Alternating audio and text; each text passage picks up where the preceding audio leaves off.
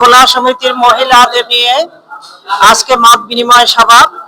এই সভায় বিভিন্ন বিষয় নিয়ে আলোচনা হলো, বিশেষ করে ভোলার নারীদের উন্নয়নের জন্য, নারী পুরুষ নির্বিশেষে তাদের উন্নয়নের জন্য কি কি করা যায় সেই বিষয়ে মোটামুটি আমরা একটা সিদ্ধান্তে উপনীত হয়েছি এবং আপনাদের সকলের সহযোগিতা কামনা করছি যেন এই সমিতি উত্তরোত্তর উন্নতি লাভ করে।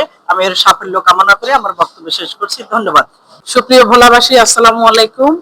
আজ 16ই মে 2026 ভোলা সমিতির সম্মানিত সকল নারী সদস্যরা আমরা আলাদাভাবে একটা ভোলা সমিতিরই একটা অঙ্গ সংগঠন, আমরা নারীরা আলাদা একটু সংগঠিত হয়েছি। আমাদের ভোলা সমিতির সকল সদস্যদের, সম্মানিত ভাইদের সহযোগিতায় আমরা ভোলা সমিতির নারীরা পিছিয়ে পড়া নারীদেরকে নিয়ে কাজ করব এবং আমরা নারীদের অধিকার নিয়ে কাজ করব।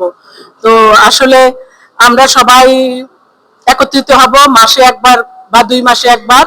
কাজের ব্যস্ততার কারণে অনেকে আজকে আসতে পারেন নাই, যারা আসতে পারেন নাই তাদেরকে আমরা আবারও পরের মিটিং এ আপনাদের উপস্থিতি কামনা করছি। আর আমরা সবাই এগিয়ে যাওয়ার জন্য হাতে হাত রেখে কাজ করব। আমাদের ভাইয়েরা আমাদের সহযোগিতা করেছেন, তাদেরকে ধন্যবাদ। আসসালামু আলাইকুম।